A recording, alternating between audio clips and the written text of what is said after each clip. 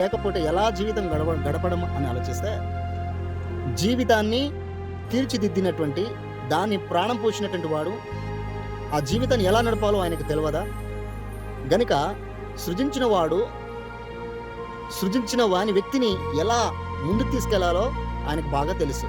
ఉదాహరణకు ఏదైతే మనం మంచి కాస్ట్లీ కారు కావచ్చు, బైక్ కావచ్చు, ఫ్లైట్ కావచ్చు, తదితర ఏ ఒక్క వస్తువులను మనం వాడుకుంటున్న ఫోన్స్ కావచ్చు, ఇవన్నీ దాన్ని నిర్మాణం చేసినటువంటి అధినేత ఎవరైతే దాన్ని నిర్మాణం చేశారో దాన్ని ఎలా మూవ్ అవ్వాలో దాంట్లో సెట్ చేసి పెట్టారు. అలాగే ఈ లోకంలో కూడా ప్రతి మనిషిని ఎలా మూవ్ చేయాలో, ఎలా నడిపించాలో, ఎలా పోషించాలో, ఎలా నిలబెట్టాలో ఆయన దగ్గర సమస్త మెమరీ కార్డు దేవుని దగ్గర ఉంది. మన బ్రెయిన్ ఎప్పుడు పనిచేస్తుంది, చేతులు ఎప్పుడు పనిచేస్తుంది, గుండె ఇప్పుడు హార్ట్ బీట్ ఎలా కొట్టుకుంటుంది, మన అవయవాలు ఎలా పనిచేస్తూ ఉన్నాయి, ఇవన్నీ సమస్తమైన దేవుడు నిర్మాణకుడైన దేవునికి సమస్తము తెలుసు. మెమరీ కార్డు, మన మెమరీ కార్డు ఈ లోకంలో ఎక్కడ లేదు, కానీ దేవుని చేతిలో ఉంది. మనం ఎలా మాట్లాడగలుగుతున్నాం, ఎలా ఉండగలుగుతాం, ఏం అడగబోతున్నాం అని సమస్తం తెలుసు. అందుకు మనం డబ్బు మీద మనసు ఎక్కువ పెట్టక దేవుని మీద పెడితే